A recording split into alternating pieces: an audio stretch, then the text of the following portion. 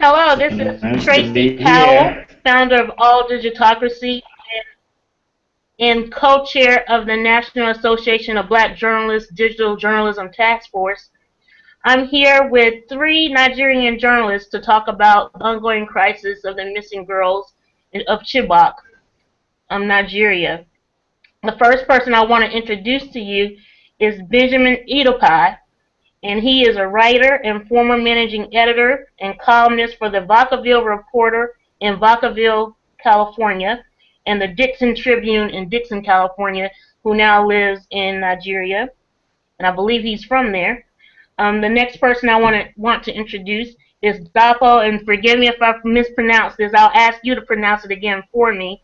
Dapo Okay. Olaronye, and he's the editor in chief of the Premium Times, and also the founder of the Wale Soniko Center for Investigative Reporting. And the last person I want to introduce you to is Nosa Igabor, managing editor of Tell Magazine. Thank you all for joining me. Thank It's a you. It's a great pleasure. pleasure to be here. Great, great. Well, I know that you all are very busy. So I'm just going to jump in if you don't mind, and I'll direct questions to each of you. But if you want to, jump in and pitch in, if I don't direct the question to you, please feel free to do so. The very first question I want to ask is about the news that we just got here this morning, that the governor of Borno State says that there have been sightings of the missing girls, and I just wanted to get reaction from you all. First of all, I want to know if that's true, if that information is accurate, and then also to get reaction from you and your thoughts on whether it's true or not. So I guess I'll start with Uh, Dapo. what regarding information about the missing girls, I think, as a matter of fact, the, the authorities, either from Borno State or the federal authorities, have not been very forthcoming. To that extent, I don't think anybody is taking this new claim with any seriousness. Unconfirmed reports are not assuring us that what the governor is saying is correct. But this also speaks a little bit to the difficulty local media is having in covering this very difficult situation in itself. Um, I don't know whether NOSA has anything different from what I'm saying, and I think we can go into those other larger issues later. But regarding this very specific claim by the governor, we're still checking, but our own correspondent in Borno is saying that there's no reason to believe that this is the correct stuff. No, sir. Yeah, What do you, that's what no, we're, sir, what do you think? yeah, okay, well, I mean, Dakwa said it all, really, because particularly since the adoption of football girls, a lot of information flying up from everywhere. And most of the time, those information are unconfirmed. Really don't know who to believe anymore. Abducted. The spokesman of the army, Major General, had claimed that most of the girls had been freed. It turned out that that was not the case. So it's very difficult to to buy into any of these claims coming from like was any of the authorities, either at the state level or at the federal level. So I don't believe that report is correct. I, Okay. I I think we should defer to, yeah. This is Ben. I think we should defer to the information center that has been set up by the federal government. I think there's progress in what's going on.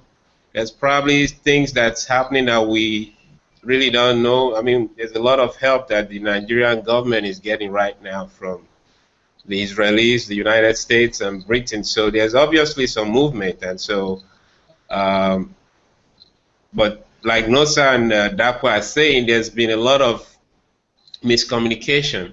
I think the Borno State governor should let the information center that the federal government has set up handle all the communication with the press, so that there's not confusion in information that's been given out. Thank you. I'm glad you brought that up, Ben. I know that you wrote a piece a week ago about this issue. I wanted to talk about another piece of information that we received this morning, and that is that Israel plans to come and help search for the girls as well. And I want to understand whether this might exacerbate or worsen religious tensions with Boko Haram if Israel does in fact come and help search for the girls. Well, okay, this note, sir. Okay. Nigeria right now. I mean, in theory, yeah. Okay. Go ahead, Dapo. Dapo, go ahead. Go ahead, sir. Go ahead. Oh, okay. I was saying that Nigeria can use any help it can get from anywhere right now. And one thing ought to be made very clear, not just to Nigeria, but to the world at large. The Boko Haram group is not an Islamic group. It's a terrorist group, pure and simple. And their mode of operation, reflects the worst characteristics of any similar terrorist groups you can find anywhere in the world. So the idea that okay, the Israelis offering to help might probably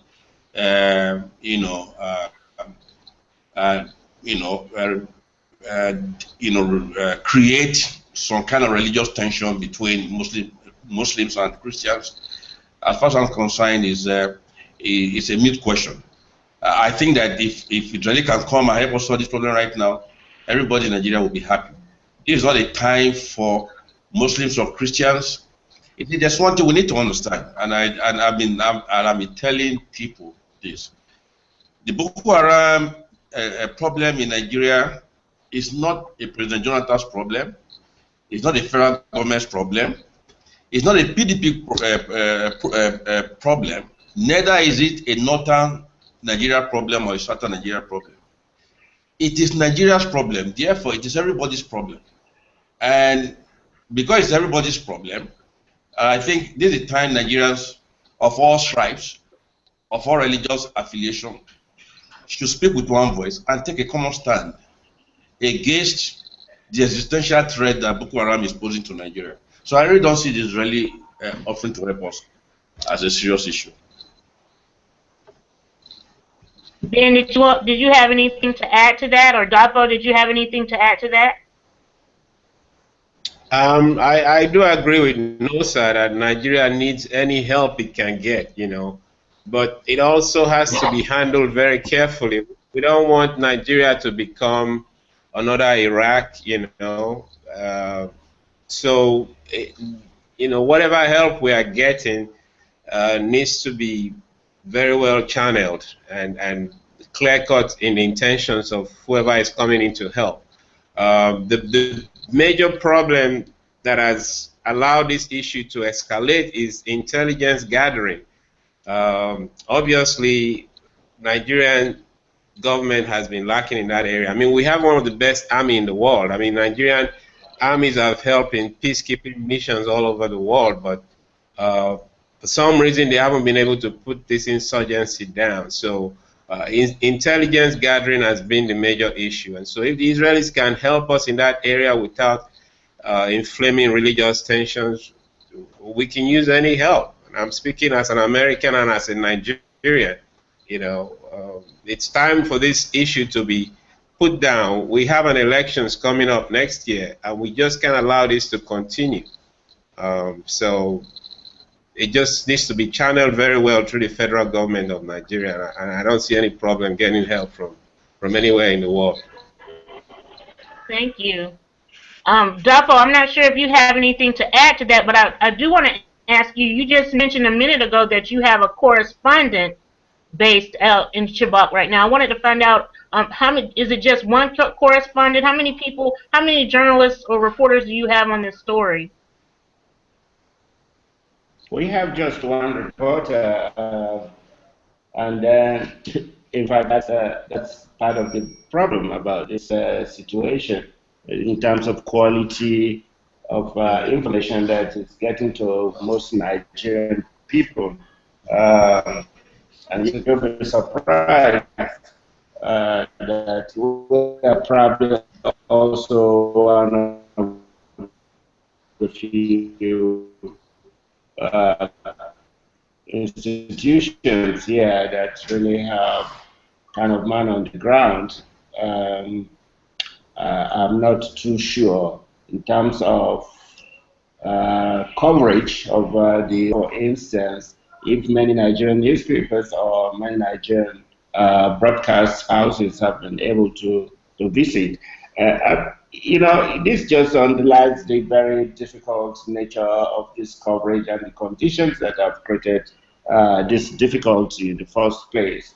When this problem started,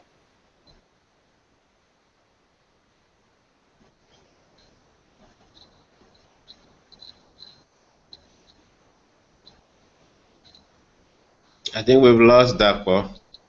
Oh no, did we lose Dapo? since then, the way that the military authorities here and the government first, I think there's a case of denial, and secondly, when this was really spinning uh, out of bounds, it then started to put in conditions like restriction on uh, telecommunication coverage and things like that. But besides all that, also is the fact Nigerian media itself is going through a difficult crisis that you could call of revenue. Effectively enough man and material to do very serious, very effective coverage. So that's a problem in itself. And a lot of perhaps the very best coverage that's happened in the past few weeks, frankly, has come from international media. That's a major problem here. That's interesting that you say a lot of the coverage has come from foreign. Did you say foreign journalists have been providing the best coverage? I want to just make sure I understood you correctly. No, I said international, and by international, I also mean some of the they have Nigerian correspondents, but I mean they have the kinds of resources that will lead to effective coverage of things like these. But we have just only one person, and the insurgency, if you characterize it effectively, we're talking of about 3 states, of 3 to 5 states. Effectively, 3 states today, and we're talking also here of a landmass that's probably like almost the size of 3 or 4 states in the United States. So it's just humanly impossible. Then you have very difficult telecommunication processes. Yeah, in terms of materials, in terms of just logistic support for this kind of very professional coverage, it's difficult. No, sir. How many journalists do you have covering it? How many reporters from the Tell are covering this story? Oh no, we just a couple of them, and like Dakwa just said, Nigerian media companies don't have the kind of resources the international media operators have. So we are kind of stretched in terms of being able to do the kind of coverage that we ought to do, deploying the necessary number of people to be on ground. Because the other issue really is just that the Chibok phenomenon has been the front runner in news and globally. in the last 2 or 3 weeks. It's not really for me, it's not really how many people you have on the ground, because, I mean, the Boko Haram thing has been on for years. And that also mentioned, a lot, people ought to understand the terrain we're talking about. It's a vast area. And logistically, it's not really easy to travel in that region of the country, particularly if, one, you don't speak the local languages, because you stand out like a sore thumb. So it's a challenge for local journalists to go there with little or no logistical support to be able to do effective reporting of the insurgency in that part of the country. Thank you. I want to talk a little bit about how the international journalists are covering this story. My very first question is: have journalists kind of overtaken this remote area? Is it nothing but reporters as far as the eye can see? And I'll ask that question first to Nosa, and then if Dafa can fill in. What did you say? If the international journalists have overtaken the reportage. No. The international journalists cannot cover Nigeria more than Nigerian journalists. Yes, I mean, you have better exposure of CNN, for instance, because of its global reach, BBC, Sky News, and so on and so forth. The difference is that they have global reach, which Nigerian media don't have. But apart from that, really, you can't. A CNN journalist can understand the Boko Haram situation more than have better access, because they have, they have much more better resourced than the Nigerian journalists. And I think we also need to be careful here. We are very happy that the global media have suddenly focused attention on Nigeria, particularly on the Boko Haram problem. We need to understand that the Boko Haram problem has been on for years, and they've been killing. They've killed thousands of innocent Nigerians, bombing churches, mosques, bus stops, transportation hubs, and so on and so forth. But maybe this was the time that the problem in Nigeria needed global attention and focus. And of course, the Chibok thing happened. I think the only good side of this unfortunate incident is that suddenly it has focused the attention of the global community on the Nigerian problem, and they've come to realize that if Nigeria is not assisted to eliminate the Boko Haram menace, it could spread beyond our borders to other neighboring African countries, and this could spell danger for not just for this West African sub-region, but the whole of Central Africa. Possibly North Africa too. Well, I think Nosa is quite right about this. One of the criticisms in Nigeria of the foreign media had been that for a very long time we're having this endless tragic situation in the Northeast. And I remember that somebody who puts the issue very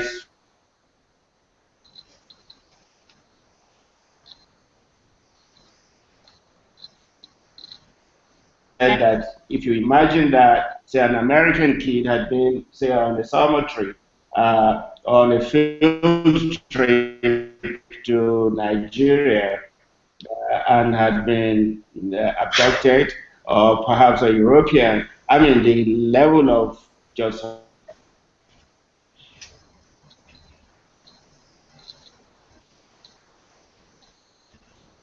reported as offers to this situation. But, for a very long time, we really had a crazy, tragic situation. I mean, remember that about a month or so ago, 2 months ago, Boko Haram had actually slaughtered about 56 school kids. This was not even a case of abduction. They went to the school and the Nigerians, and this did not as much as outcry. But sometimes these things take time to gather.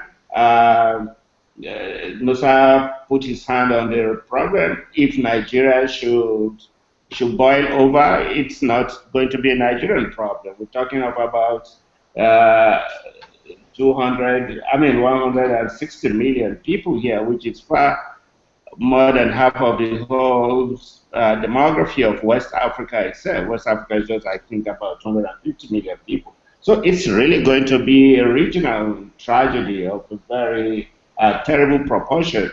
So, in a sense, once international media had focused, eyeballed this problem, what they have tried to do is, I think, what they tend to do better to give to create the impact that is needed for global policy attention, and this is what we've been able to see them do this past few weeks.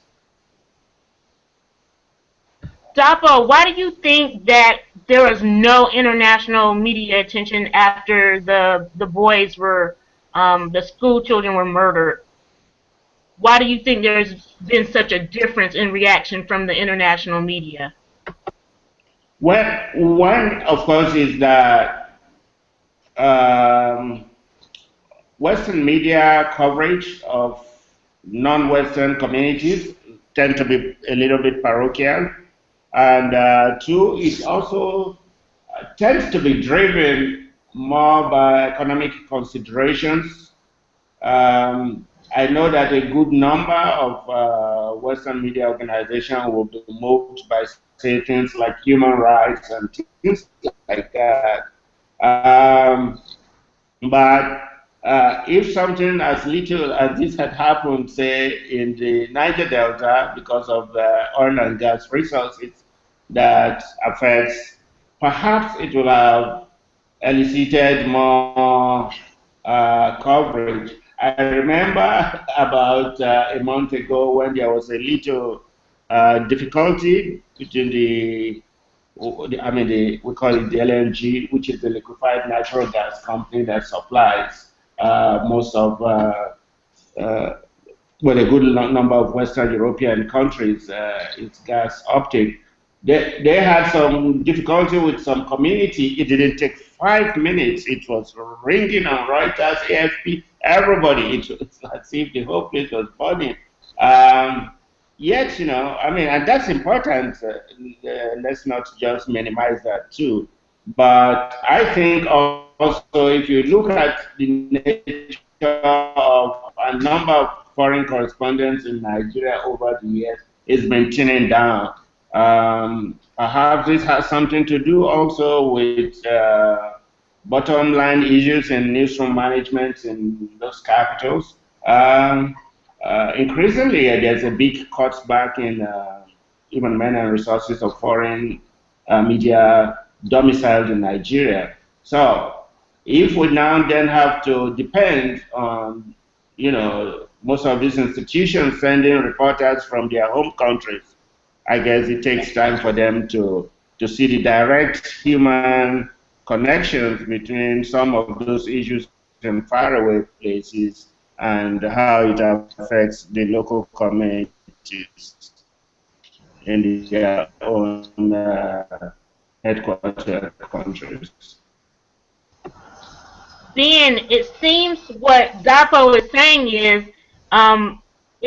coverage depends on one, proximity of journalists or journalists employed by international media, proximity to where the crisis takes place, and also socioeconomic reasons. The reasons the killings didn't get the coverage is due to socioeconomic reasons and the proximity of correspondence for foreign news organizations. Do you agree with that?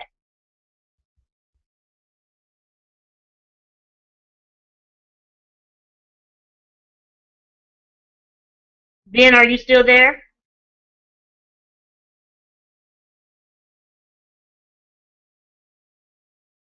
Ben, I think we're having technical difficulties.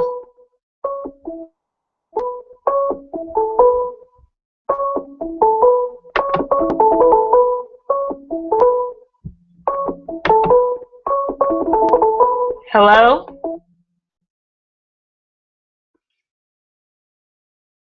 Oh, hello?